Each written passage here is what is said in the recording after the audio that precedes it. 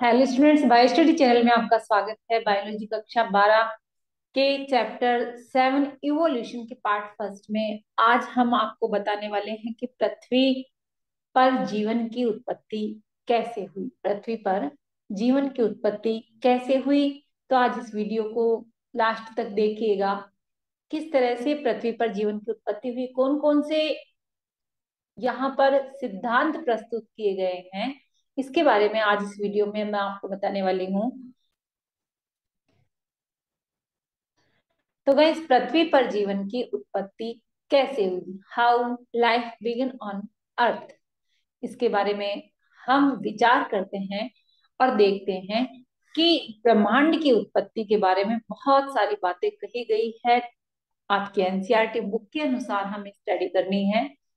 तो chapter 7 evolution में पृथ्वी पर जीवन की उत्पत्ति हुई, किस तरह से हुई। ब्रह्मांड की उत्पत्ति के लिए लगभग 20,000 करोड़ वर्ष पूर्व माना जाता है कि ब्रह्मांड की रचना हुई। ब्रह्मांड की रचना कब हुई? लगभग 20,000 करोड़ वर्ष पूर्व ब्रह्मांड की रचना मानी गई। ब्रह्मांड की उत्पत्ति के बारे में हमें बिग बैंग नामक महाविस्फोट का सिद्धांत कुछ बताने का प्रयास करता रहा है। पृथ्वी की उत्पत्ति लगभग 4.6 बिलियन वर्ष पूर्व मानी गई है और पृथ्वी की उत्पत्ति के लगभग 50 करोड़ वर्ष बाद जीवन की उत्पत्ति हुई होगी, ऐसा माना गया। ध्यान रखिए, ब्रह्मांड की उत्पत्ति के लिए लगभग 20,000 करोड़ वर्ष पूर्व माना गया कि ब्रह्मांड की उत्पत्ति हुई और इसके लिए बिग बैंग नामक परिकल्पना दी गई। इस परिकल्पना ने ये बताने का प्रयास किया कि किस तरह से पृथ्वी की उत्पत्ति हुई। पृथ्वी के लिए 4.6 बिलियन वर्ष पृथ्वी की उत्पत्ति के लिए मत है कि पृथ्वी की उत्पत्ति 4.6 बिलियन वर्ष पूर्व मानी गई और इसके लगभग 50 करोड़ वर्ष बाद जीवन की उत्पत्ति हुई होगी, ऐसा माना गया।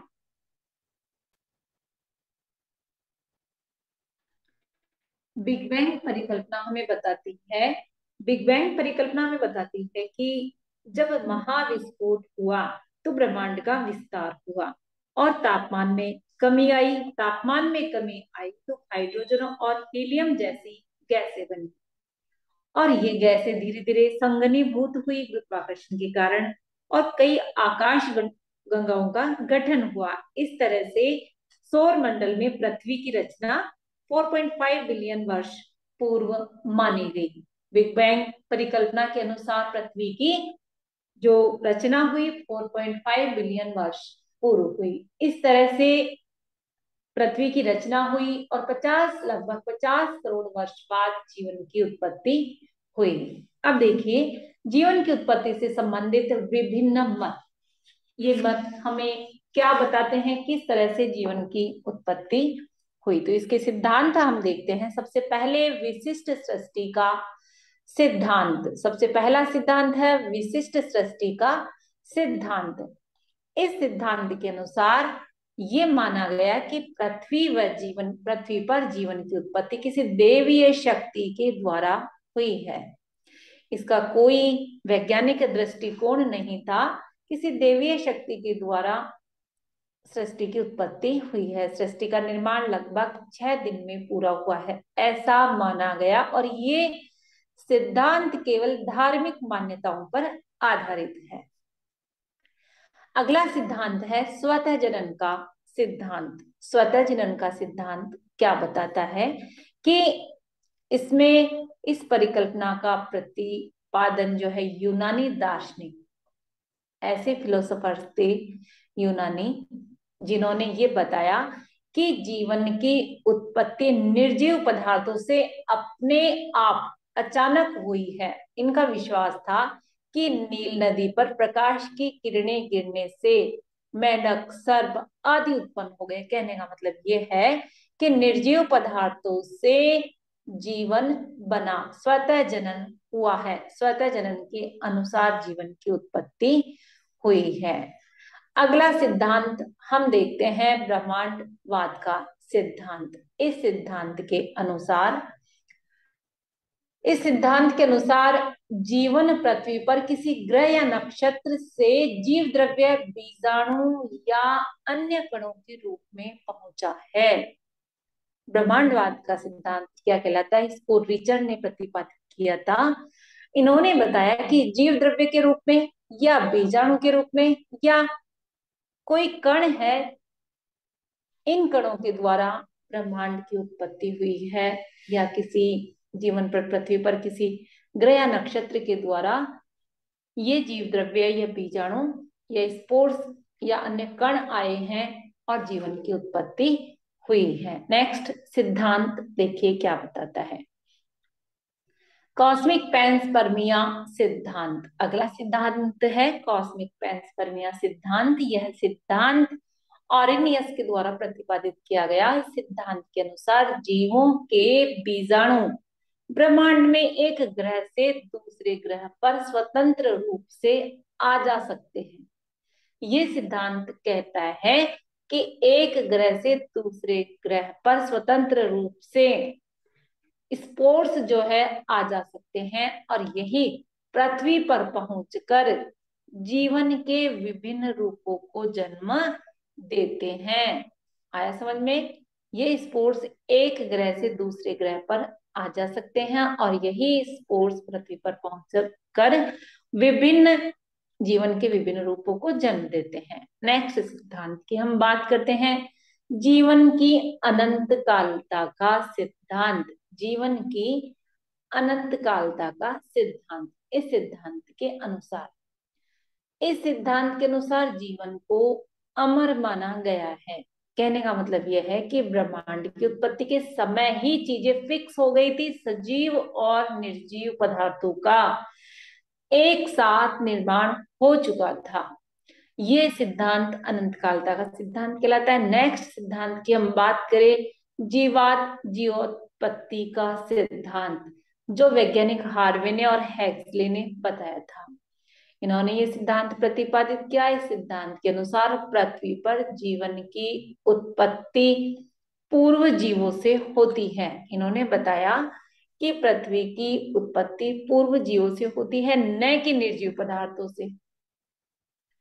यह सिद्धांत स्वतः जनन का खंडन करता है, लेकिन जीवन की उत्पत्ति की व्याख्या नहीं करता। स्वतः जनन का सिद्धांत यानी स्वतः जनन का तो इन्होंने खंडन किया, परंतु जीवन की उत्पत्ति की व्याख्या इन्होंने नहीं की। इन्होंने कहा कि पूर्व जीवों से जीवन की उत्पत्ति यानी नए जीव पूर्व जीवों से उत्पन्न होते हैं।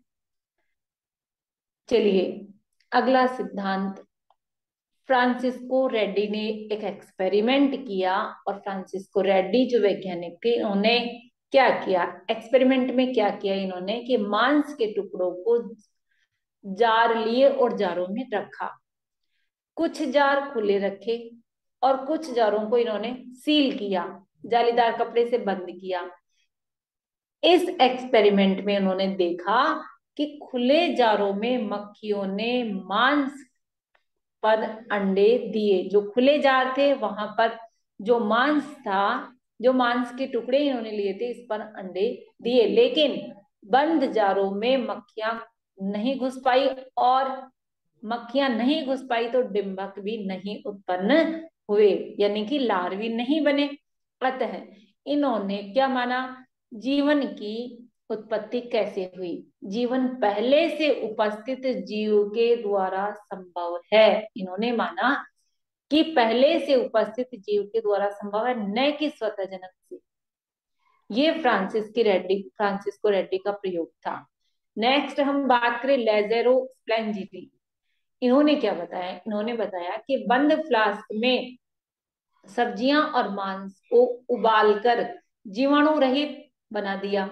यानी कि एक फ्लास्क लिया और इस फ्लास्क में सब्जियां और मांस के टुकड़े डाले, इसको उबाल करके पोषक शोरबा तैयार किया इन्होंने। ये था जीवाणु रहित और इसे खुला रखने पर इसमें जीवाणु पनप गए। समझ में आया? क्या किया इन्होंने, एक फ्लास्क लिया, फ्लास्क में सब्जियां और मांस के टुकड़े डाले और इसको बॉईल किया। गर्म करने के बाद जो पदार्थ तैयार हुआ, इस पदार्थ को जब खुला छोड़ दिया गया तो इसमें जीवाणु पनप गए। इन्होंने बताया कि ये जीवाणु हवा में उपस्थित जीवाणु से ही बनते हैं। ये जीवाणु हवा में उपस्थित जीवाणु से ही बनते हैं। इस तरह से स्प्लेंजिनी ने एक्सपेरिमेंट दिया। नेक्स्ट है लुईस पास्चर का प्रयोग। देखिए लुईस पास्चर का प्रयोग क्या बताता है। वैज्ञानिक लुईस पास्चर ने रोगाणु सिद्धांत दिया। रोगों का रोगाणु सिद्धांत। अजैव उत्पत्ति को नकार दिया। इन्होंने क्या किया, अजैविक पदार्थों से जो जीवन की उत्पत्ति मानी गई है, लुईस पास्चर ने इसको नकार दिया।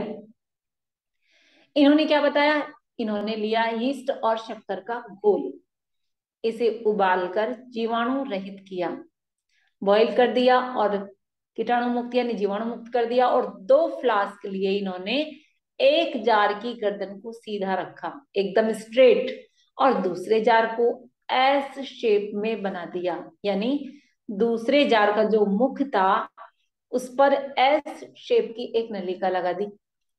एस आकार की नलिका में कोई भी बैक्टीरिया यानी कोई भी जीवाणु नहीं दिखाई दिया। मुड़ी हुई आकार की जो नलिका थी, गर्दन जिसकी मुड़ी हुई थी, सूक्ष्म जीव धूलकण चिपक गए थे और वे उस पदार्थ तक यानी यीस्ट और शक्कर के घोल तक नहीं पहुंच पाए, उस विलयन तक नहीं पहुंच पाए। सीधी ग्रीवा वाले जार में सूक्ष्म जीवों की कॉलोनिया का निर्माण हुआ, कॉलोनिया विकसित हुई।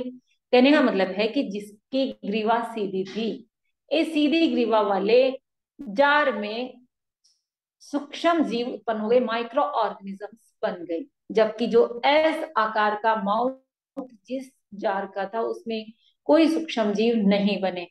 इसलिए उन्होंने बताया कि सजीवों से ही जीवन की उत्पत्ति हुई है। इन्होंने क्या बताया, सजीवों से ही जीवन की उत्पत्ति हुई है।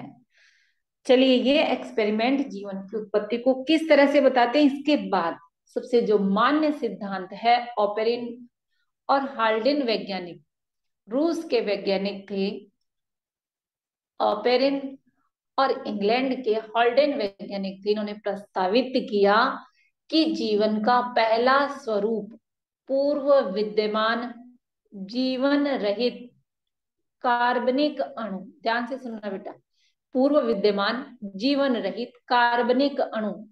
ये कौन से कार्बनिक अणु है, जैसे कि आरएनए, प्रोटीन, इनसे आया हुआ हो सकता है। इस सिद्धांत को ध्यान से सुनना है, समझना। ऑपेरिन और इंग्लैंड के हाल्डेन वैज्ञानिक ने क्या बताया कि जो पूर्व में विद्यमान कार्बनिक अणु है, जैसे कि आरएनए है, प्रोटीन है, इनसे आया हुआ हो सकता है। जीवन की यह रचना उस रासायनिक विकास के बाद गठित हुई थी जिससे कि अकार्बनिक संघटकों से विविध कार्बनिक अणु का गठन हुआ। कहने का मतलब यह है कि ये जो ऑर्गेनिक कंपाउंड बना, यह ऑर्गेनिक कंपाउंड कैसे बना, अकार्बनिक पदार्थों के द्वारा संयोजन हुआ अकार्बनिक पदार्थों में और ऑर्गेनिक कंपाउंड यानी कार्बनिक पदार्थ बने और इन्हीं से जीवन की उत्पत्ति मानी गई। इन्होंने उस समय पृथ्वी की अवस्था उच्च ताप युक्त थी, यानी पृथ्वी का टेम्परेचर ज्यादा था, ज्वालामुखी तूफान वाली कंडीशन थी, वायुमंडल में मीथेन गैस, अमोनिया आदि की कमी वाली कंडीशन थी। एक अमेरिकी वैज्ञानिक एस एल मिलर ने 1953 में, यानी मिलर का प्रयोग था 1953 में, एक प्रयोगशाला में इसी पैमाने की स्थितियां पैदा की जैसे कि पृथ्वी पर स्थितियां थी, सेम वही स्थितियां इन्होंने प्रयोगशाला में एक एक्सपेरिमेंट किया, एक स्थिति पैदा की जिससे कि इन्होंने क्या किया, एक बंद फ्लास्क में मीथेन ली, हाइड्रोजन ली, अमोनिया ली और लगभग 800 डिग्री सेल्सियस टेम्परेचर पर एक जो है विद्युत डिस्चार्ज किया, यानी इलेक्ट्रिसिटी प्रोवाइड करवाई और देखा कि एमिनो एसिड बनता है। यानी यहाँ जो रिएक्शंस हुई प्रयोगशाला में पृथ्वी पर जो स्थितियां थी ऐसी ही स्थिति बनाई। इन्होंने देखा कि एमिनो एसिड का गठन हुआ।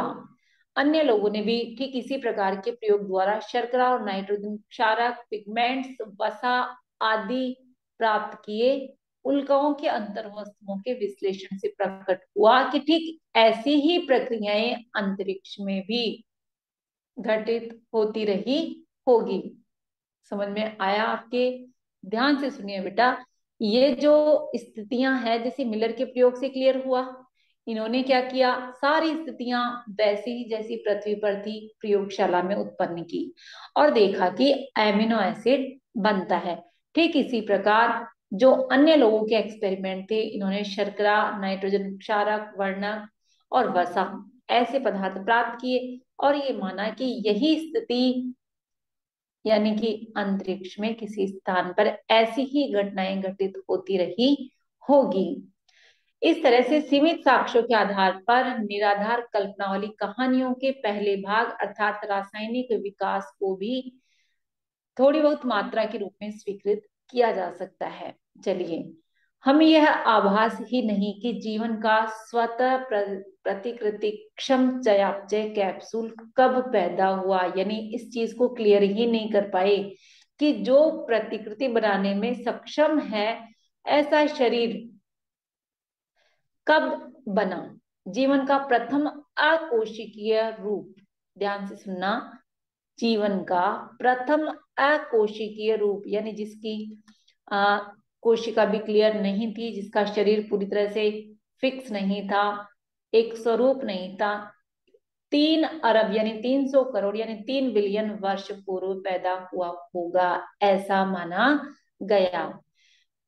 भीमकाय अणु जैसे कि आरएनए, प्रोटीन, पॉलीसैकेराइड्स रहे होंगे। ये माना गया कि इन अकोशिकीय स्वरूपों में इस तरह के पदार्थ रहे होंगे। ये कैप्सूल अपने अणुओं का जनन भी करते रहे होंगे, जनन करने का मतलब अपनी संख्या भी बढ़ाते रहे होंगे। ये जो रासायनिक पदार्थ के रूप में है भीमकाय अणु, जो कि बॉडी के अंदर पाए जाते हैं कार्बनिक पदार्थों के रूप में, इनका गठन हुआ होगा अकोशिकीय स्वरूप में और इन्हीं से जो है प्रतिकृति बनती रही होगी और ये जनन करते रहे होंगे। सर्वप्रथम कोशिकीय प्रकार का जीवन का रूप 200 करोड़ वर्ष तक प्रकट नहीं हुआ होगा। कदाचित ये एक कोशिकीय रहे होंगे। कहने का मतलब है कि एक कोशिकीय शरीर के रूप में ये बने रहे होंगे और धीरे धीरे जब जल बना, गैसें संघनित हुई, जल का निर्माण हुआ, तो जल के साथ ये रहे होंगे जलीय वातावरण में।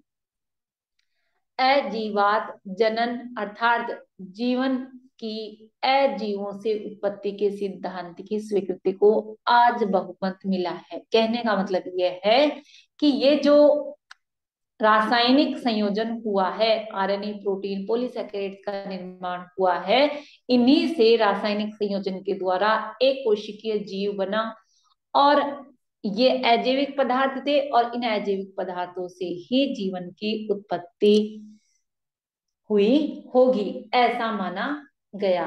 इस तरह से जीवन की उत्पत्ति के लिए यानी अजैविक पदार्थों से जीवन की उत्पत्ति हुई, इस चीज को मान्यता मिली।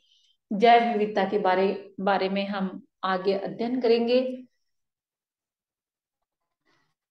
चलिए, ये एक्सपेरिमेंट जो हाल्डेन और ऑपेरिन ने किस तरह से मिरर का प्रयोग बताया था, हाल्डेन और जो ऑपेरिन वैज्ञानिक थे, इन्होंने इस परिकल्पना को बताया। उसके बाद मिलर ने जो एक्सपेरिमेंट दिया था, इस एक्सपेरिमेंट को देखिए इन्होंने क्या किया था। एक्सपेरिमेंट में इन्होंने एक इस तरह से प्रयोगशाला में वातावरण तैयार किया था जिसमें कि